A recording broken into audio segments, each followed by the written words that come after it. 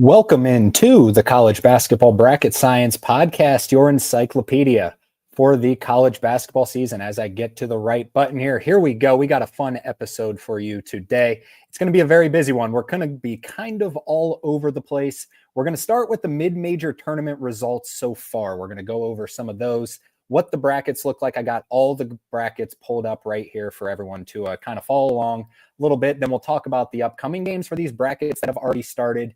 Then we're going to talk about the high major results and seed line changes, where we will take a lot of questions from the chat, including, where your team might have fallen, where they might have risen to over this past week.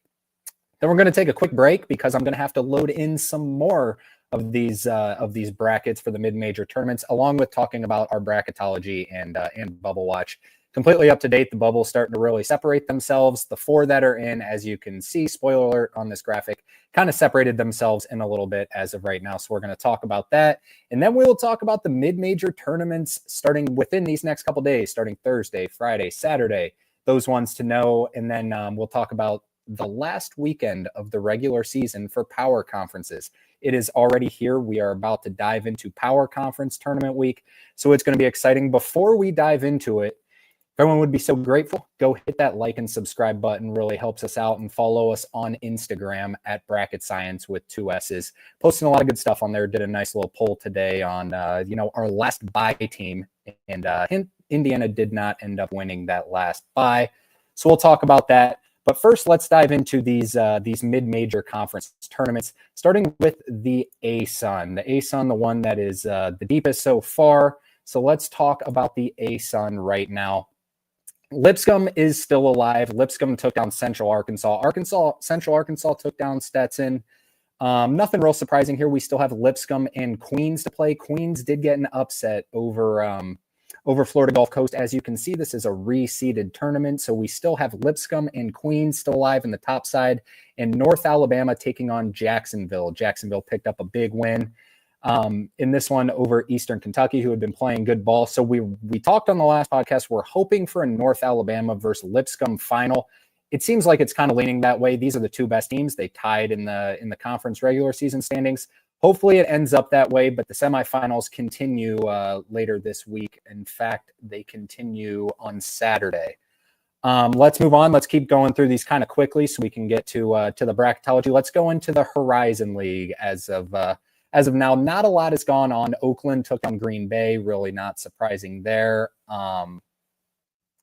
Nothing too much to really talk about in this one. We've got some good games tonight. We got Cleveland State taking on Northern Kentucky tonight. We got Wright State taking on I can't even read that on there. Taking on Robert Morris. Sorry, this graphic is kind of small, but we also got Youngstown State, Purdue, Fort Wayne, Oakland taking on Milwaukee. So the best teams are still alive in the ASUN as of now, or in the Horizon, and I guess the ASUN as well. So let's keep moving through these kind of quickly here. This one is the Patriot League. The Patriot League. These teams will be basically playing for a 16 seed, pretty much. It's looking like it's going to end up being a Colgate versus American semifinal, and then the winner of Boston and Navy taking on Bucknell. Bucknell and American have been the best two teams in the conference to this point right now. Hopefully, it ends up those two in the finals, because we want to see the best teams kind of battle it out there.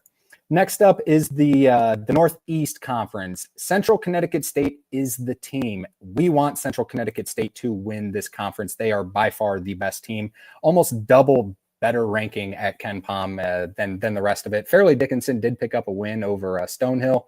SFU picked up a win over Wagner. Wagner eliminated. They're usually kind of the powerhouse in the NEC, excuse me. And then LIU took down Chicago State. Chicago State's first year in here. So that sets up a Central Connecticut State taking on Fairleigh Dickinson, and then LIU taking on SFU in the semifinals. These games will take place this weekend. Next up, let's talk about the OVC. What has happened in the OVC? UT Martin got an upset. We talked about UT Martin being a potential flyer sleeper team to win this conference. They did take down Tennessee Tech. Good win there. Now they get the joy of playing Little Rock, who is the preseason favorite, might be the best team. The winner of that game will play SEMO, Southeastern Missouri State. I think the winner of this top region will win it all. SIUE also a solid choice, but the bottom half with Tennessee State and Lindenwood playing off. It's a little double elimination sort of thing here. So that's it for those mid-major, or excuse me, let's talk about the Sun Belt real quick. The Sun Belt, the best looking graphic on here, no doubt about that, but not much has happened. Southern Miss took down Coastal Carolina. Louisiana took down Louisiana Monroe.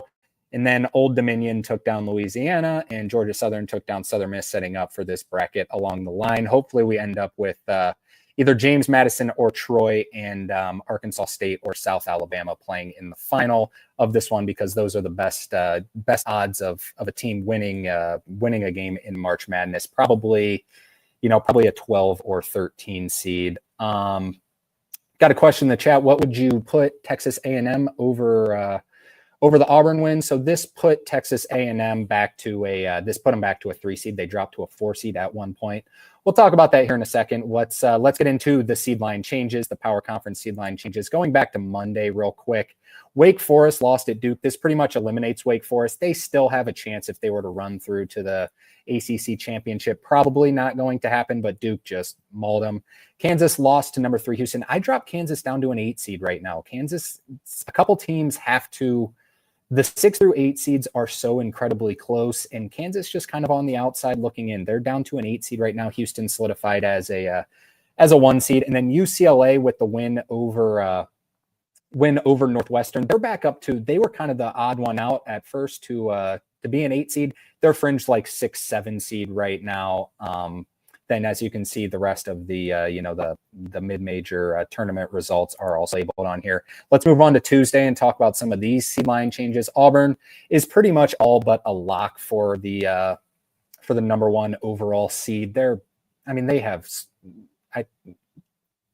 10 quad 1 wins more than Duke, maybe. Or I think they just lost 1 quad 1 win, so maybe 9 more quad 1 wins, and Duke's their biggest competitor to take that number 1 throne. It's pretty much a lock that Auburn's going to be there. As mentioned, 22 Texas A&M in the AP poll. The final score was 83-72. This will move Texas A&M back to solidified on the 3 seed, right in about the middle of the pack there. Arizona State is eliminated with a loss at number 24 Arizona. Arizona hanging on to a fringe 4-5 seed right now. Real close for the last 4 seed between Arizona and Clemson. Next up, let's talk about BYU. Sorry, skip over this one. Number 23 BYU at number 10 Iowa State. BYU went there, picked up a huge win. BYU is the hottest team in the country, and this goes along with the question in the chat from Victor. What is the ceiling, in your opinion, for BYU after this win? I mean, we did a video on the threshold to win the national championship. It doesn't say anything about teams that are absolutely blazing hot. I don't think BYU is going to win the national championship. I mean, crazier things have happened. Maybe it can happen, but this team is going to be a very popular pick to make the Elite Eight, Final Four. So I would say that's probably their ceiling if they're playing as good a ball. I mean, if you're winning at Hilton, no one wins at Hilton. This team is incredibly good. Let's keep going. Texas won at number 25 Mississippi State. They tried to give it away. Rodney Terry tried to give this game away, but did not happen. Ended in overtime. Texas now moves into, they were next 4 out. They're now up into our first 4 out. They still have a ton of work to do. When we talk about our bracketology, we will talk about the first 4 out right now have a chance to get back in, like definitely the top 3 and even Texas. The next 4 out, like our 5th team out, is Wake Forest. They're pretty much all but eliminated. It's probably not going to happen for Wake Forest this year. This also drops Mississippi State down to an 8 seed. Mississippi State been playing with fire lately. Still a decent resume. These 8 seed resumes are better than we've seen in years past with Kansas, Mississippi State, but starting to fall off a little bit. Now, Nebraska at Ohio State was the bubbliest game of them all, 116-114 in double overtime. Ohio State wins. Ohio State, we had as a first 4 team. They're just still a first 4 team after this, so last 4 teams in. Nebraska was our last team in. This now, to me, puts them out of the field, not just because of this loss. I mean, this isn't the worst loss ever. It's a quad 1 loss, but just because of what some of the other teams did, which we'll talk about here in a second. Indiana loses at Oregon. Nothing horrible about this. It's a quad 1 road loss. Nothing horrible. Indiana is one of our first 4 teams. Oregon solidified right now on the 5 line. They've been playing better basketball as of late and obviously had a terrific non-con Arkansas wins at Vanderbilt, 90-77, maybe the biggest result for the SEC. And I mean, Texas sort of, but the Arkansas one was they got obviously a much better chance of getting in than Texas. This moves Arkansas back into our field. We had them just on the outside looking in. Probably right on the bubble of having a chance to get into a bye territory instead of first four going to Dayton. But they're still in fine shape. And then Vanderbilt just drops from, the first 9 seed to like the third 9 seed in our bracketology. Baylor pretty much secures a bid with a win at TCU. This eliminates TCU as well.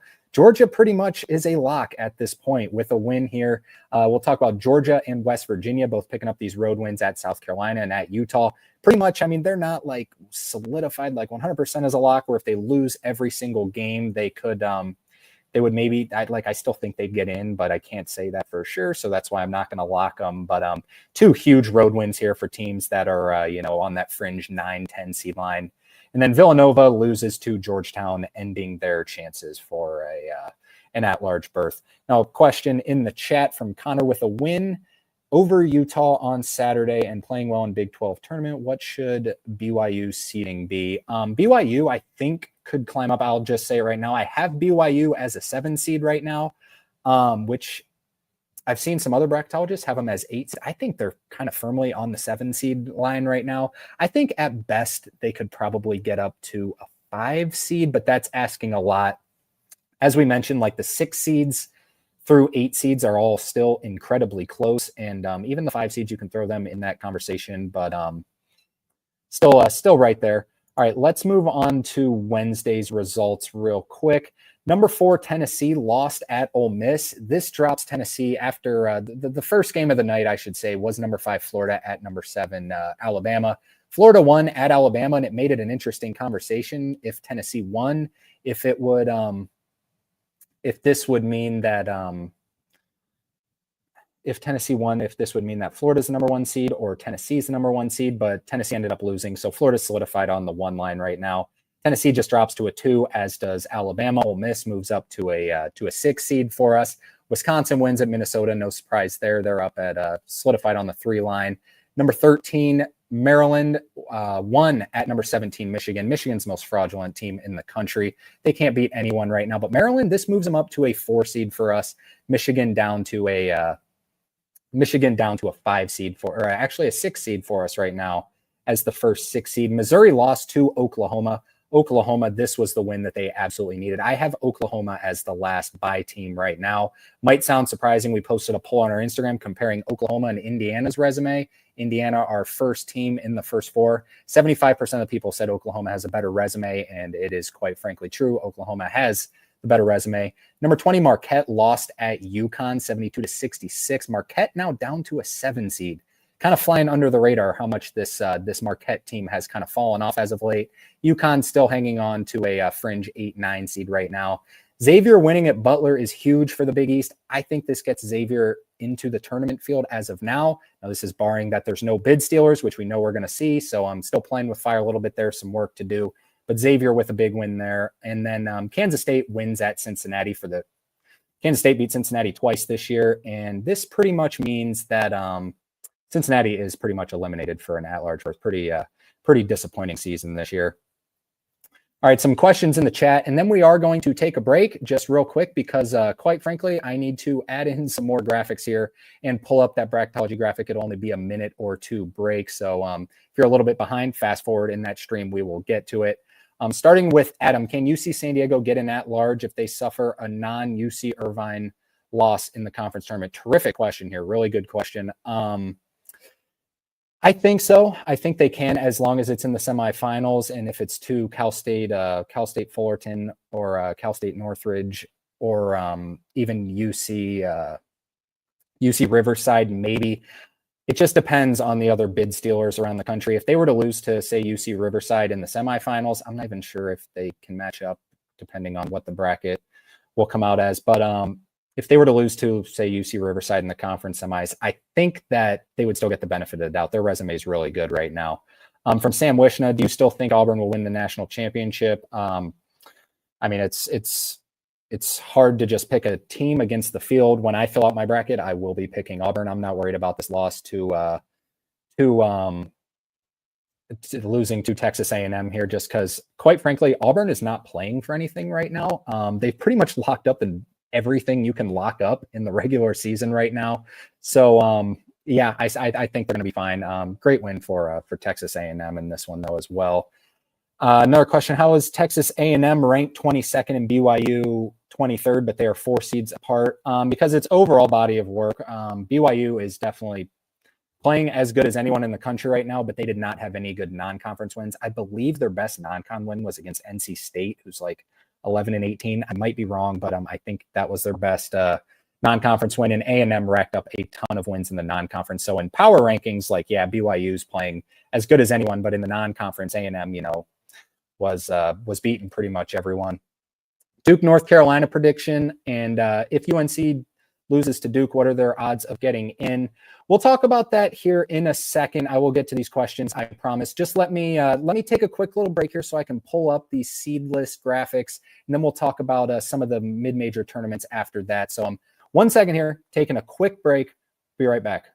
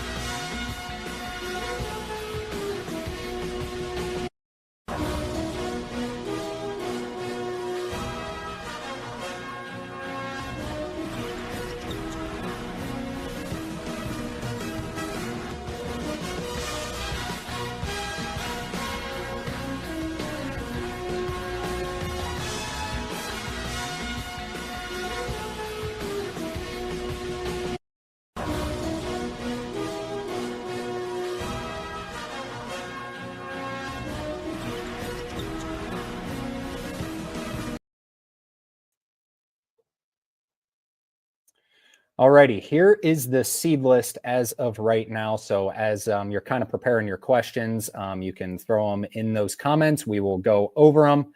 All right, so let's talk about it. Duke, North Carolina prediction. So Duke, you got here as the 1 seed, and let's just switch over to the bubble graphic right now. You see I have North Carolina as the 2nd team out as of right now. So I'm trying to pull up North Carolina's resume here so I can talk about it a little bit better. But I mean, Duke is an 11-point favorite right now on the road, which is just absolutely incredible. I never thought I would see Duke as an 11-point favorite at North Carolina. But so North Carolina only has 1 quadrant 1 win right now. As I'm pulling up their resume right now. If the computer would move a little bit quicker. All right, so North Carolina's resume: 1-10 in quad 1, 0-8 in quad 1A. So that's your top half of quad 1. Basically, they're 6-0 in quad 2. They do have a quad 3 loss. That puts them at 7-10 in the first 2 quadrants. Their resume averages comes out to 45.7 in the resume department. So they say anywhere from about 41 to 45 is pretty bubble-ish. So you want to be a little bit better than that. So these are they're 41st in strength of record, 44th in wins against bubble. Their predictives are better. They're 38th at KenPom, 41st at Torvik, and 30th in the net, along with being 27th in BPI. So they do have a, they still have a chance if you keep those resume averages below about 45. If they lose to Duke, I do believe they're at least going to probably have to beat. They're probably going to have to beat Clemson or Louisville to advance, pick up a quad 1 win. And I just think with 1 quad 1 win, if you're 1-11 in quad 1, that's not looking good to the committee. So you're at least going to have 2 if they were to lose to Duke. So from Connor, what are the biggest dark horse? I guess I should answer Mandy's question first. Sorry, Connor, I'll be back. Duke, North Carolina prediction. I'm predicting Duke's going to win. Duke's just so much better, but at North Carolina, it's so tough to say, but I still think just Duke is just overwhelmingly more talented, unfortunately, than North Carolina for North Carolina fans. From Connor, one of the biggest dark horses of teams fighting for the 11 and 16 seeds. So let's pull up the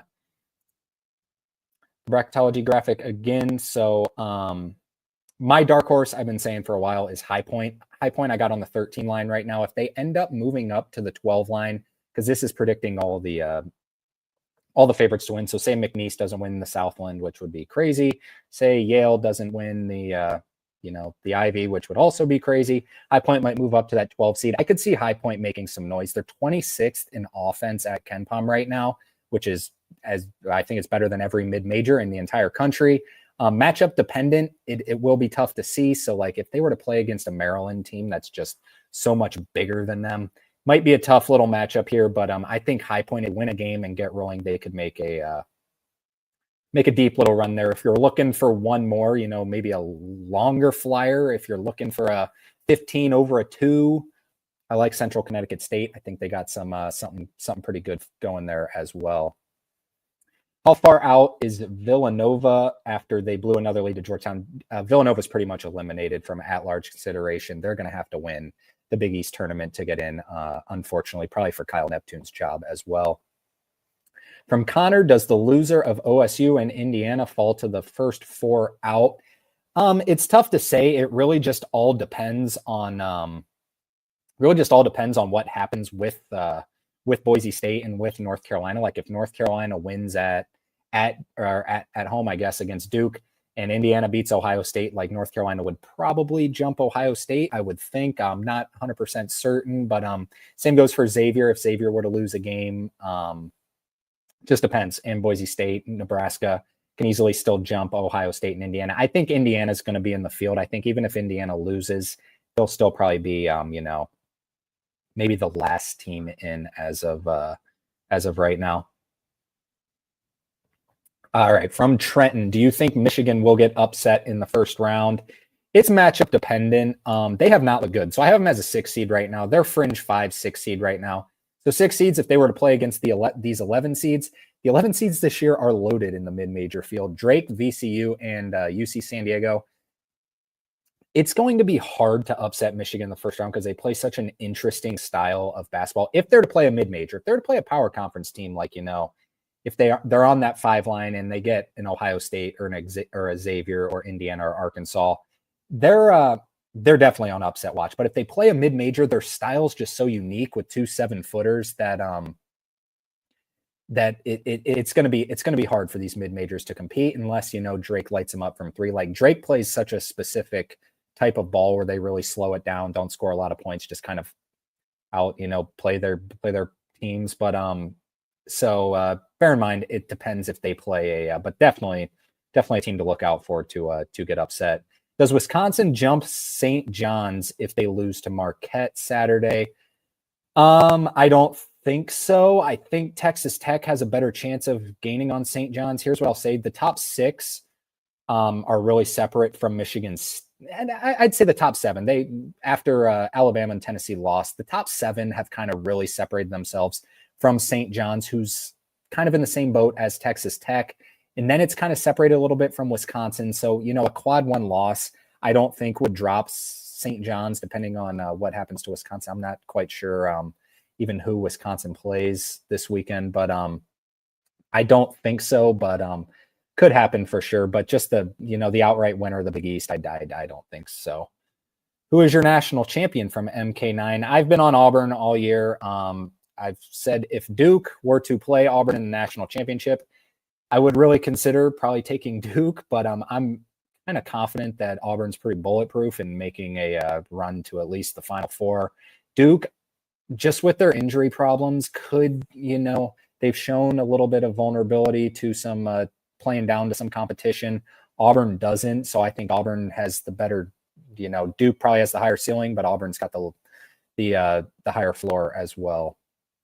From Sam Wishna, do you think there will be any bid stealers in power conferences? Every year, I think I would answer this question as no, and then it just happens. Like, quite frankly, there's no reason NC State should have won the ACC last year. I watched the team so much, and I wanted them to be good, and they just weren't that good all year until the ACC tournament, and then just went on an absolute tear. Oregon really, Oregon started playing better as of late last year in the Pac-12. if there's some bid stealers, the one I would look out for is Villanova in the Big East, because Villanova can beat anyone in the country on a neutral floor. So going back to that question from MK9, Villanova, I wouldn't eliminate them yet. As crazy as it sounds, when they're eliminated in the at-large situation, it's almost a decent time, to throw a couple bucks on them to, make the Final Four or something stupid like that if you're looking for a huge all-time flyer. Because even though there's a pretty good chance they're not going to be in the tournament, if they do make it to the tournament, they will be blazing hot, and they can beat just about anyone in that sense. So some other just notable movements that we'll talk about here. Iowa State drops to a 4 seed. This is while if you guys have any more questions and want to lay them out, I'll answer those. Iowa State did drop to a 4 seed after that loss to BYU. BYU we actually had them as I think our last 8 seed. They're now up to a 7 seed, our second 7 seed, in real position for a 6 seed. Ole Miss moved up to a 6 seed, as we mentioned. Missouri is still hanging on that 5 line based on some of these more recent results. But that's pretty much it for this bracketology. I will keep this bracketology up for if there's any other questions while we just kind of talk about some of the mid-major tournaments that's going to transpire this upcoming week. So starting on Thursday, we get the Missouri Valley. We get Arch Madness. So this is Drake. This is Belmont. This is Bradley. This is Northern Iowa. Some teams that could really make some noise in March Madness. It starts up tonight, actually, on Thursday night. Recording this at 6:30 right now. Yes, MK9, Villanova can beat anyone in the country, but they can also lose to any team in the country. Yes, this is kind of the Kyle Neptune effect, it seems. Good team. Eric Dixon's awesome. It's going to be a shame if we don't get to see him in March. So the teams to know in Arch Madness, as we mentioned, hopefully we end up with a Drake versus Bradley final. If we get a Drake versus Bradley final, as you see Drake as the 11 seed here, and if Bradley wins, Bradley would be a bid stealer in that scenario. I fully believe Drake would be in above Indiana, Arkansas, Ohio State, and Xavier, hence having a better seed as of right now. Another one, as someone asked earlier, UC San Diego, if they were to lose to UC Irvine in the championship, or maybe even, UC Riverside or one of the Cal State, if they were to do that, they would potentially be a bid stealer as well. And same with the A10 and VCU if, Dayton ends up winning that conference, or, a flyer somewhere else out there. Duquesne's been playing decent ball, though VCU won at Duquesne. So good stuff there. Let's move on and talk about the WCC tournament that we have going on. So in our bracket, as you can see, we have the 8 seed Gonzaga and St. Mary's as a 5 seed right now. St. Mary's just lives on that 5 line every year. It seems those are your top 2 seeds, and they do a similar bracket to like the Sun Belt, where it's just laid out as your top 2 seeds have a severe advantage, as it should be, because if you're, a mid-major conference, even though the WCC has 2 teams that basically aren't mid-majors, you want your best teams to be representing your conference. So teams to know: St. Mary's, Gonzaga, obviously in the tournament. San Francisco, I have right now in the next 4 out, but as we mentioned, these teams in the next 4 out are pretty much as close to eliminated as you can be. The bubble's really separating itself right now, and there's just basically no more games left, especially for a team like San Francisco, even UC Irvine. There's just not enough games left or quad 1 opportunities. So San Francisco, another team to know that could be a bid stealer, and as well Santa Clara in that conversation as well, along with Oregon State. Oregon State kind of flying under the radar. They could also make some noise there. So fun tournament. Next one we'll talk about is the CAA. The CAA is starting on Friday with Delaware and Stony Brook and Hofstra and NCA&T. Who really cares? Those games are not phenomenal. Your top 4 seeds get two rounds of byes here. So it's Towson as the 1 seed, UNC Wilmington as the 2 seed, and Charleston as the 3 seed, with all these teams, as mentioned, double byes. So if we get Towson and William and Mary in the semifinals, and UNC Wilmington and Charleston, that's kind of what we're hoping for right now. UNC Wilmington, to me, is the best team in this conference. Kind of, I just fully believe it. I know Towson won it outright. UNC Wilmington's the highest ranked at KenPom. They're the highest ranked in the net. I think they're just the best team. So the winner of UNC Wilmington and Charleston, led by Chris Mack, good coach with a lot of experience there. I think the winner of that game will end up taking the CAA championship. Moving on to the SoCon real quick, or we got a quick question here from Trenton. What team could make a Final Four run unexpectedly? I mean, if I wish I could tell you if I knew. Some teams that I really like going forward. St. Mary's, as we just mentioned in the WCC, I think they could make a run. I think they just have the pieces this year. They got the size. I know a lot of people say that every year, but this team seems a little bit different than other St. Mary's teams. So if you're looking for, 5 seeds down for unexpectedly, I guess that would fit in that category. Like BYU might not even be an unexpectedly team anymore. They're playing that good of basketball right now. A team that I also think is really good that people are not going to pick, might be a popular pick to even lose first round, is Ole Miss. Ole Miss can beat anyone in the country. They have the players to beat just about anyone. If I were to look up and see Ole Miss in the Elite Eight or the Final Four, I would not be surprised till, it's usually really, really dependent on nothing against NC State, but last year they played Oakland in the second round. So, a lot of it is dependent on a little bit of flukiness. If NC State would have matched up against Houston in the Elite Eight instead of Duke when Houston lost Jamal Shead, their best player, to an injury, I do not see a world where NC State was beating Houston last year. So I'm a little bit of flukiness, so it's hard to say, but a couple of players got someone in the chat, Geo, Missouri, definitely Missouri. Missouri is like, I don't even see them as a sleeper anymore. They got the 10th best odds to win the national championship right now. This Missouri team is really good. They could definitely make a Final Four run, but as mentioned, it is very, very matchup dependent. How high from MK9? How high can St. Mary's get if they win the WCC? So as we mentioned, they have a double bye in the WCC. So if they win the WCC, they're winning 2 games, and one of them would probably be Gonzaga. So I'd say at max they can probably get up to a 4 seed right now. If they were to, they'd be set up to play San Francisco they'd be set up to play Santa Clara and then Gonzaga, because St. Mary's is the 1 seed, not Gonzaga. Weird saying that, but St. Mary's, I think ceiling is probably about a 4 seed right now.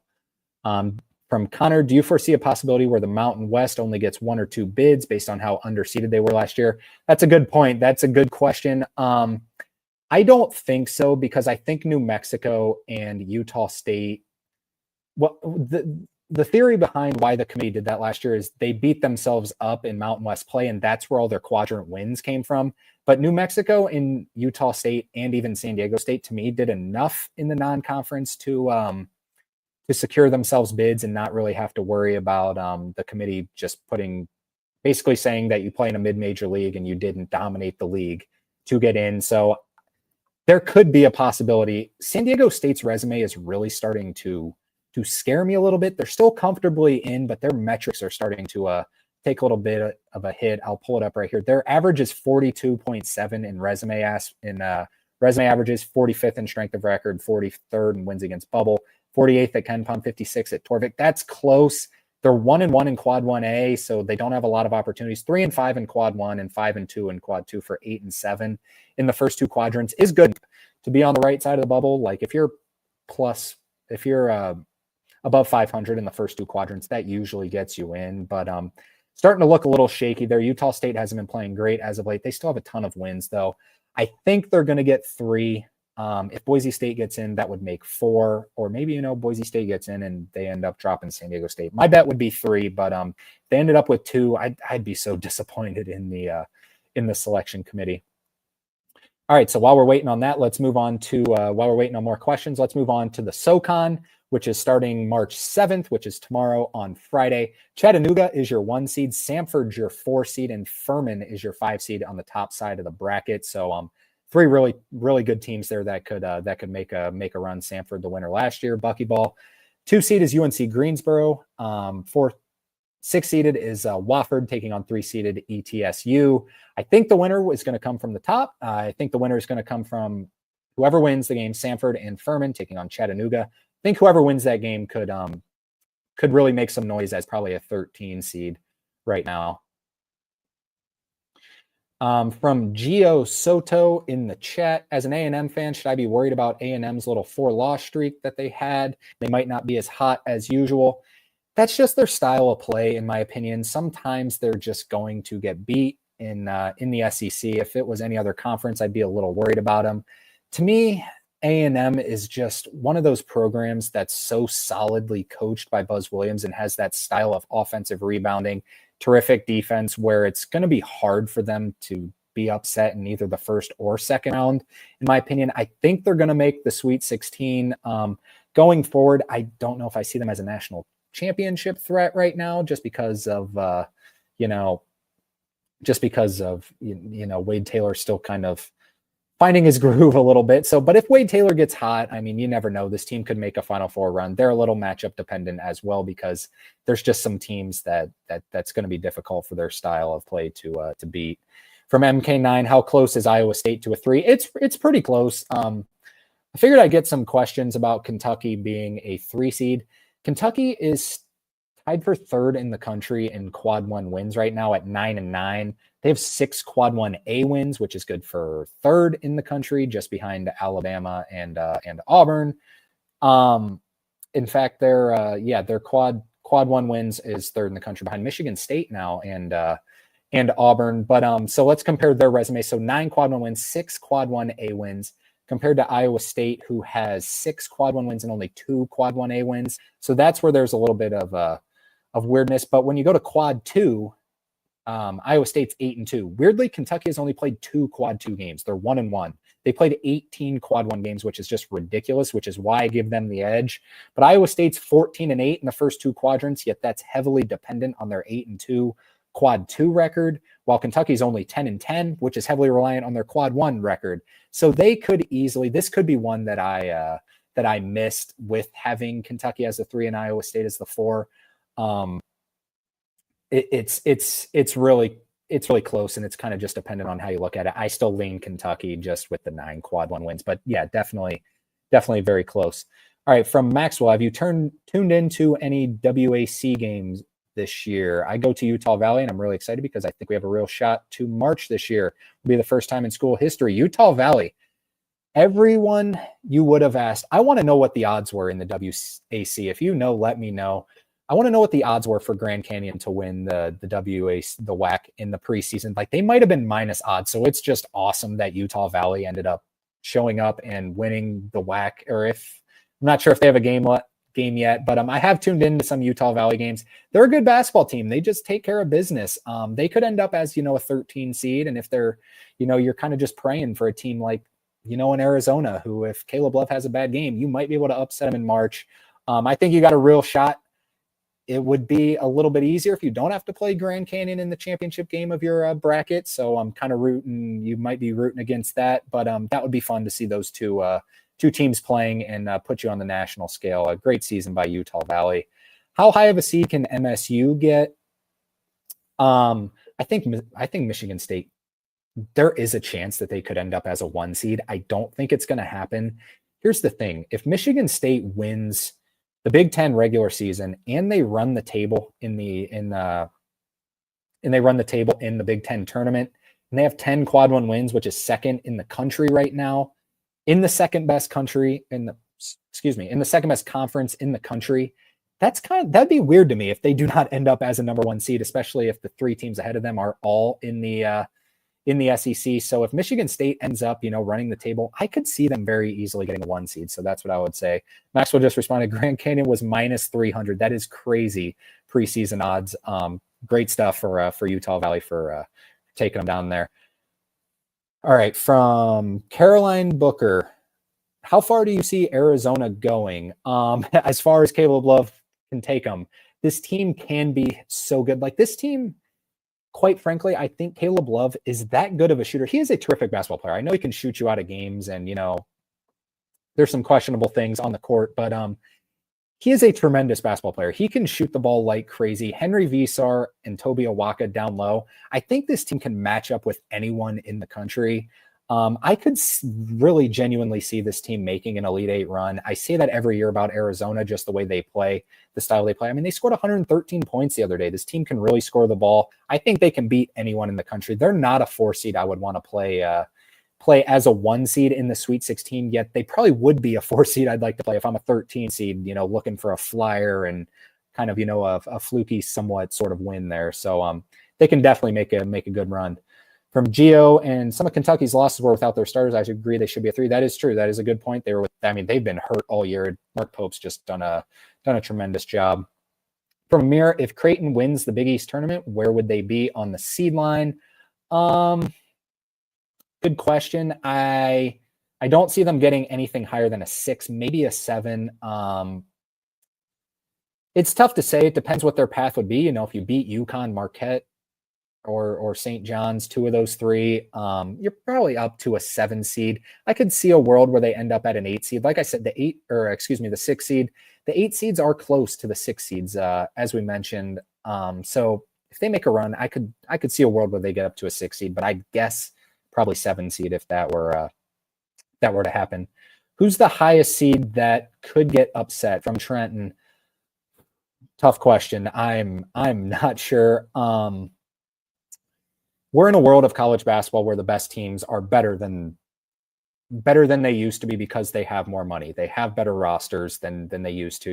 Usually it was just the better coach team. So there could be some upsets on fluky games. It's more top heavy than it's ever been. If you're looking, it's hard to say, because to me, these 1 and 2 seeds are just like, I don't see them losing. As crazy as it sounds, maybe St. John's, if you just happen to have a fluky, you're making everything sort of game against St. John's, because their offense can stall a little bit. Yeah, I still think their offense is pretty good. I would never bet on that happening, but even the 3 and 4 seeds, pretty solid. Maybe, I don't think Braden Smith's going to let Braden Smith and Trey Kaufman-Renn let Purdue win. Tough question. I don't know if I know how to answer that one. Maybe St. John's if you're looking for a complete flyer, but I would not count on it. From Connor, what is your opinion on coaching experience in March Madness? For example, a team like BYU's, whose coach is completely new to college basketball. I don't worry about it too much, because to me, you make your name in March. Like, nobody knew who Dusty May was until he made that deep run for FAU in March. Anyone can do it. It does definitely contribute, but when you're a team like BYU right now, when you're playing as good a basketball as anyone in the country, I wouldn't be worried about it. I think you just ride that high going in. They've proven they can do it in the regular season. The coach probably has more nerves, but every single player also has more nerves in that situation. I don't think the nerves for the coach would really influence too terribly much, but it does definitely, make a little bit of something to think about. But I wouldn't rely on that, too incredibly much. I know the stat where like no coach has ever won a national championship without being there at least 2 or I think it's, you have to be there 3 years. So you have to be going on your 3rd year to technically have a chance of winning the national championship from stats. So that might be something to think about, but not too worried about it. From Mo, can Clemson win it all? It's tough. I guess, sure. It's tough to say. Weird stat, 5 seeds have never won the NCAA tournament. So I have them as a 5 seed right now. They're very close to being a 4 seed. Them, Arizona, and Maryland are all really close. But, they could. It's going to take a lot. It's going to take Chase Hunter, becoming an absolute all-time March Madness legend. They're really good. They beat Kentucky. They beat Duke. It's going to be tough. But, definitely there's a chance there. All righty. That's all the questions we have for right now. Next, let's dive back into these just conference tournaments while we're in the midst of talking about these.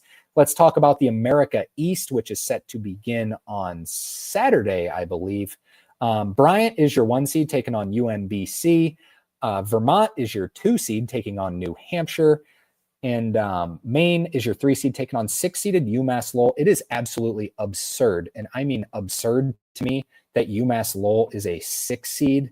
UMass Lowell, if you would have given me the chance, I probably would have taken them as probably the 2nd or 3rd favorite to win the America East this year. But they, sorry, I just accidentally pulled up the wrong graphic there. But they're a team that can make some noise if you're looking for a flyer in the America East. Bryant has been the best team. It's Vermont's conference to me until it's not. Vermont wins it every year. They got the most experience. They got the best coach. Vermont, Bryant, one of those 2 teams, even throw UMass Lowell in that conversation. Now, real quick, let's just do Starch Madness, the Big Sky, and then we'll dive back into the questions, see a couple more on here. The Big Sky, some teams to know. Montana State, and Northern Colorado. To me, I think it's going to be one of those three teams. Northern Colorado, I think, is the best team by far. Montana, they're as solid of a program as there is. Montana State's been solid as well. But to me, in Starch Madness, I'm going to go with Northern Colorado. Might even end up betting that one. Alrighty, some more questions here. Who do you think out of the top three? Who do you think are the top three teams? Sorry, that can win it all. Then I'm going Auburn and Duke. I think you have to go Auburn and Duke. And then honestly, I would go Florida right now. Florida is proving that they can beat anyone in the country, even on their home floor. I think Florida is the third best team in the country right now. Auburn and Duke. I mean, I see the argument. If you want Florida even higher than that, Houston is really good. I'm holding on to some Houston futures, so I'm kind of really rooting on Houston from the preseason. But Houston, we spoke about on the last podcast. I'm a little worried about their size. Not that they're a small team, but if they were to match up with a Duke or an Auburn or even a Florida's huge. They're just a little bit, they just look a little small to me. Like JoJo Tugler has a 7'6" wingspan, which is ridiculous, but he's only 6'8". Juwan Roberts is like 6'9". Their guards just aren't that big. To me, when they just match up against an Auburn team who has, grown men, as does Duke. I mean, Duke has just absolute huge size. Their smallest guy is 6'6". I'm a little worried about Houston if they have to go through there, but if they don't have to match up with Auburn or Duke, they'd probably be my team to win the national championship. Florida, as good as anyone. Give me Auburn, Duke, and Florida in that scenario. Do you see Purdue redeeming themselves from last year or exiting early again? I think they're going to be somewhat right in the middle. To me, I think Braden Smith and Trey Kaufman-Renn are good enough to, win a game or two. I'd say, if I had to bet, I'd say they probably make the Sweet 16 and then lose. Quite frankly, I don't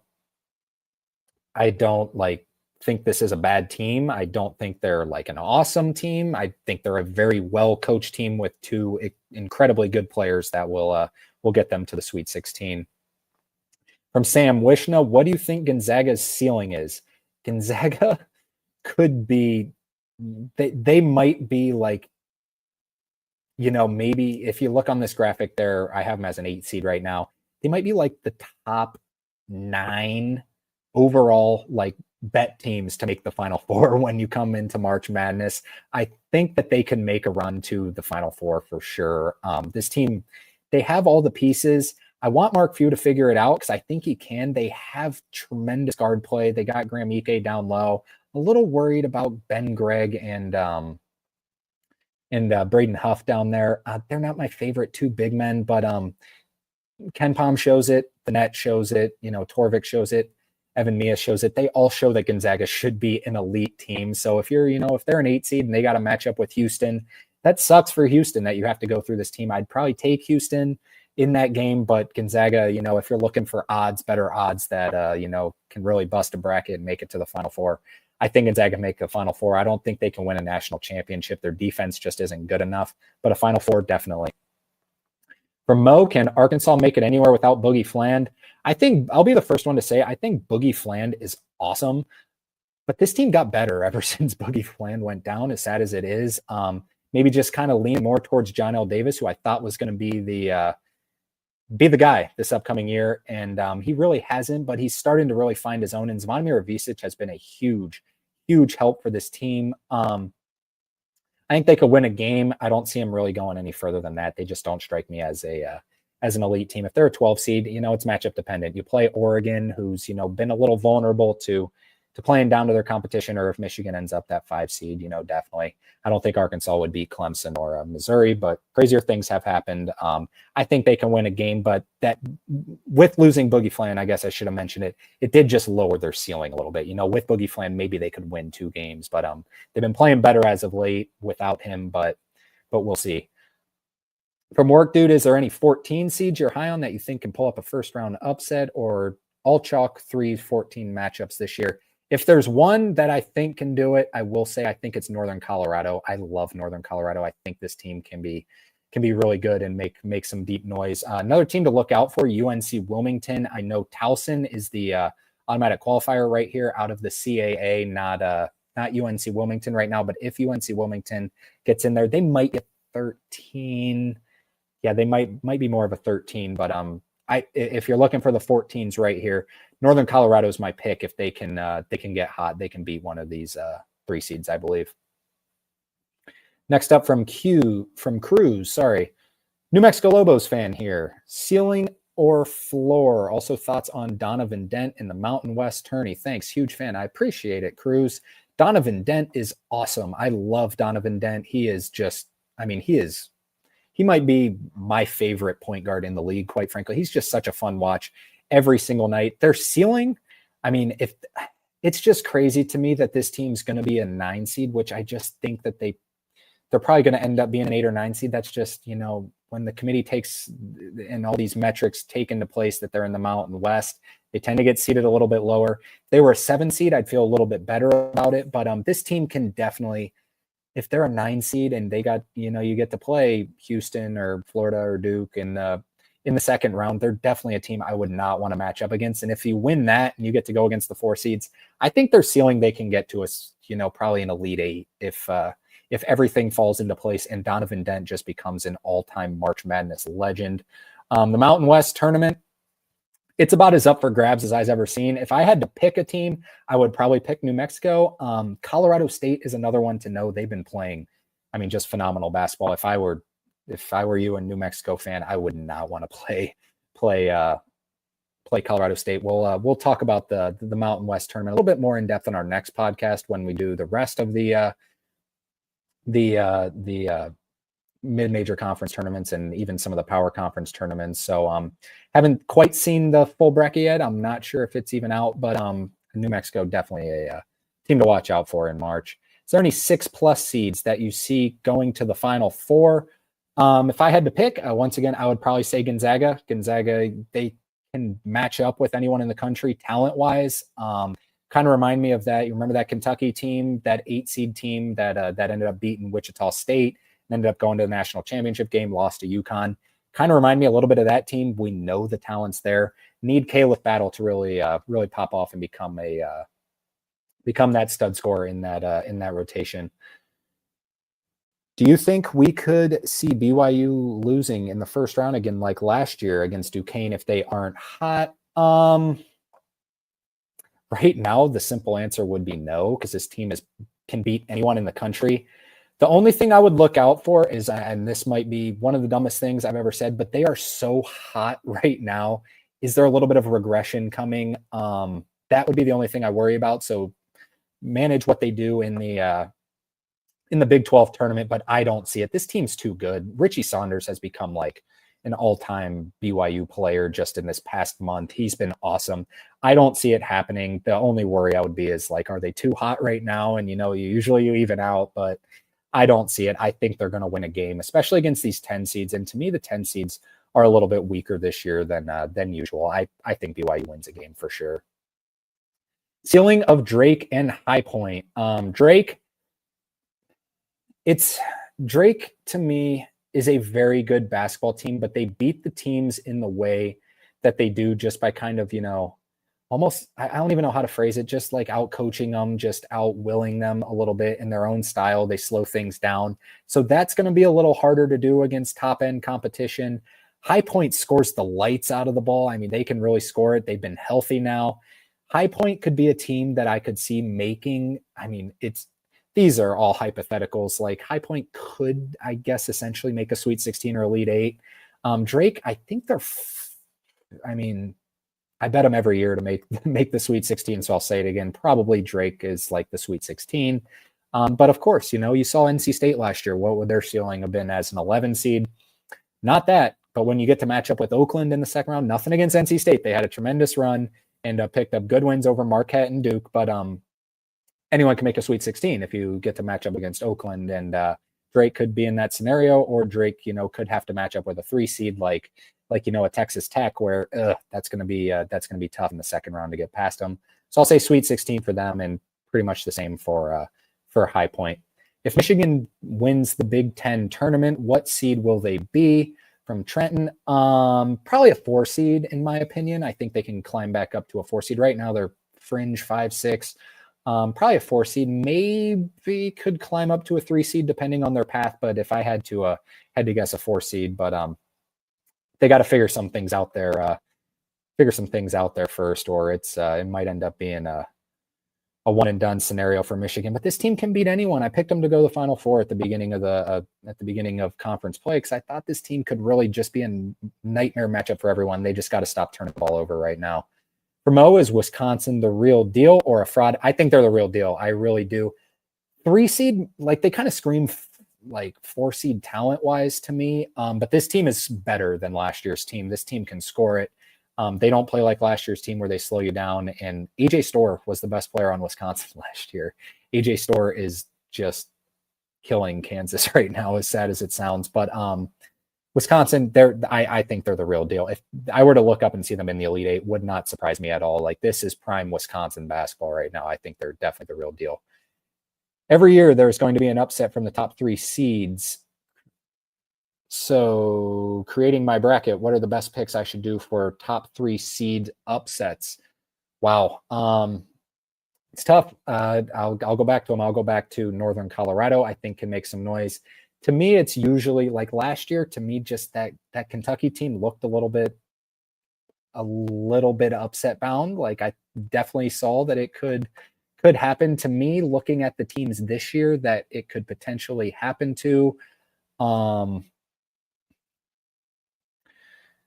Maybe Texas A&M, unfortunately, just because I don't see it. I don't see it with any of these 3 seeds, I guess I will say, just because Texas A&M style is so good that like that's going to beat mid-majors 99.9% of the time. Kentucky just scores the ball so well. Texas Tech is just awesome. I guess I would probably lean Texas Tech or Wisconsin for matchup purposes. I think Wisconsin's really good. I don't see that happening. I don't see it with Texas Tech, but that's the beauty of March Madness. We just never know. I will never pick a 15 seed over a 2 seed because I just never think it's going to happen. And then voila, there it is. There goes Norfolk State. There goes Florida Gulf Coast. So it's really hard to say because I would never predict any of these teams to beat any of these teams. But if I had to choose, I guess I'd say maybe Texas Tech or Wisconsin. But I'm not confident at all. What teams do you think have a great chance of making the Elite Eight? I will be so shocked if Auburn does not make the Elite Eight. For top seeds, Auburn, Duke, and Florida, I'll pretty much pencil into my Elite Eight right away. Even probably Houston because their floor is so high. Last year, we did see all 4 number 1 seeds make the Sweet 16. Obviously, Houston lost in the Sweet 16 with Jamal Shedd's injury. North Carolina lost to Alabama. North Carolina was kind of a weak 1 seed last year, in my opinion. These 4 1 seeds are not weak in the slightest bit this year. So, you're probably, one of them's probably going to get picked off in the Sweet 16 to one of these 4 seeds. Maryland can beat anyone in the country, as can probably Arizona and Iowa State. So one of them will probably get picked up, matchup dependent. But I think 3 of the 4 will make the Elite Eight, quite frankly, this year. If you're looking for a 2 seed, Alabama's floor is really high. I don't know if I see them making the Elite Eight. Honestly, same goes with St. John's. Like, if I were, a betting man, they'd probably have about a 50% chance, I'd say, if that's pretty accurate, just because, they're a 2 seed. Like, that's if you do as well as your seed takes you, it takes you to the Elite Eight. But Alabama, St. John's, just kind of in that conversation of, maybe, as is Tennessee. Michigan State's proven that they should probably make the Elite Eight. If you're looking down for a little bit of some flyers, Arizona, Maryland, Iowa State, as mentioned.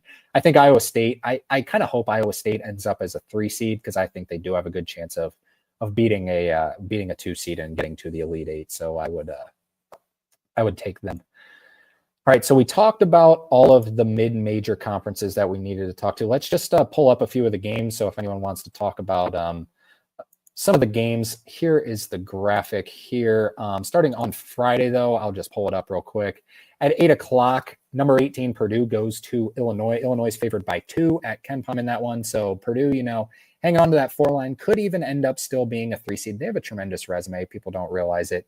And Illinois is right on that, what are they hanging on? About a 7 seed right now. So they can still use some of these quad 1 wins, but just a good little Big Ten matchup. And then on On Sunday, we'll just talk about this one before talking about Saturday at noon. Number 17, Michigan at number 8, Michigan State. Michigan State is favored by 8 in this one at KenPom.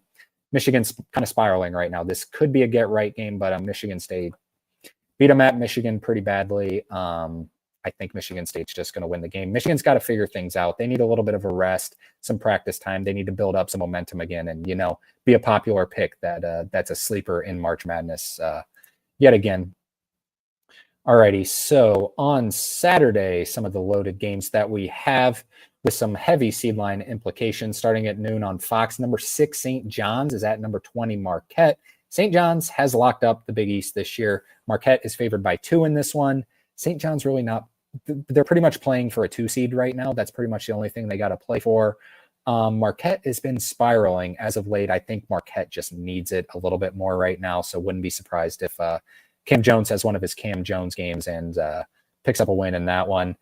At noon on ESPN, number 19, Kentucky goes to number 15, Missouri. Missouri's favored by 4 in that one at home. Missouri coming off, a couple of tough spots that they were caught in. Like, this Missouri team is awesome being at home against just a hurt Kentucky team. They did announce that Kirk Kreese is going to be out for the rest of the season. It looks like he's going to medical redshirt and be back next year. But Missouri favored by 4.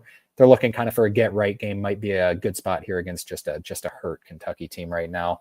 At 12 o'clock on ESPNU, number 25, Mississippi State goes to Arkansas. Arkansas is favored by 3 in this one.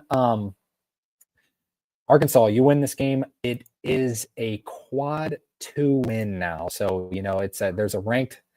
there's a number next to Mississippi State's name, but it is only a quad 2 win if you win this one at home. However, it would really help because what's kind of hurting Arkansas right now is inside of quad 1 and quad 2 combined, they are 7-12. That's not fantastic when you match it up with, the other bubble teams. Xavier is 9-10.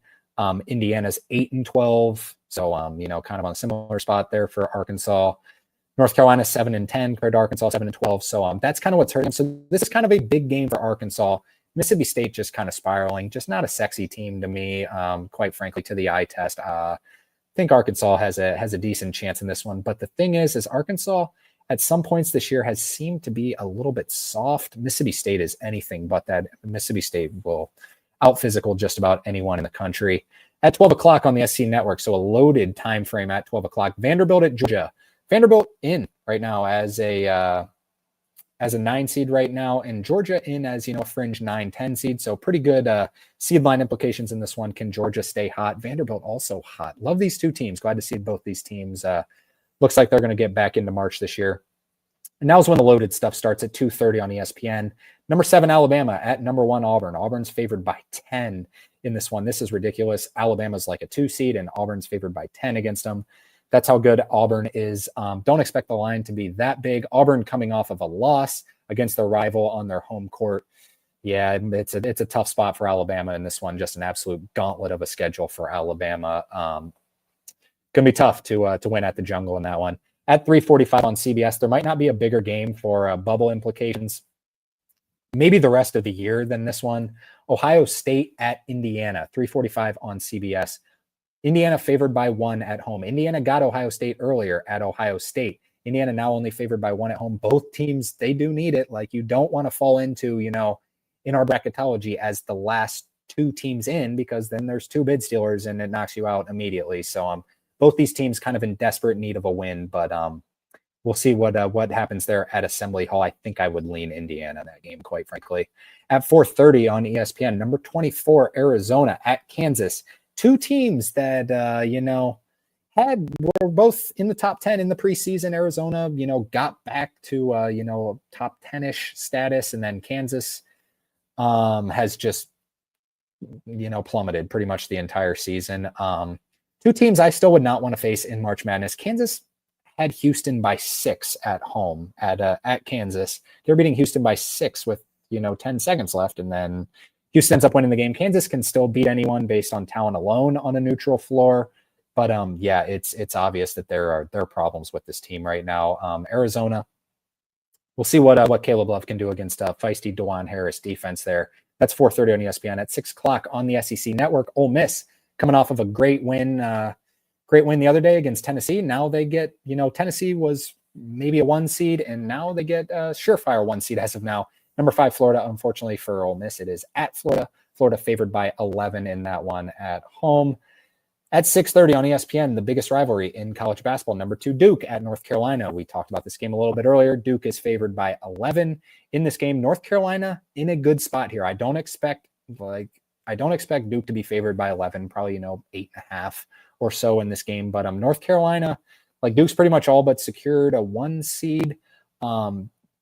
The thing is if Duke were to lose this game, this brings Clemson and Louisville back in the conversation in the ACC. As crazy as that sounds, that's how bad the bottom half of the ACC is. But North Carolina pretty much needs it to, if they win this game, they're probably in the field. If they lose it, you're still looking at 3 to 4 teams out, which might mean 5 to 6 teams out if you're counting bid stealers. So interesting spot here. Duke is better. Don't get me wrong. Duke is better, more talented. Heard some rumors it's going to be a Cade Tyson legacy game. Been seeing it on TikTok. Cade Tyson legacy game has done pretty much nothing all year for North Carolina. At 8 o'clock on the SEC Network, Oklahoma at Texas. Very bully game here. Texas still with work to do, even with a win here. I don't think it would get them in the tournament because it's only a quad 2 game. With Oklahoma, a win at Texas would all but pretty much lock them up in the tournament. Texas favored by 3. Then at 10 o'clock to round out the night on ESPN, number 3, Houston at Baylor. Houston is favored by 5 in that game at Baylor. Baylor kind of, a little bit of a disappointing year, but dealing with some significant injuries in that one.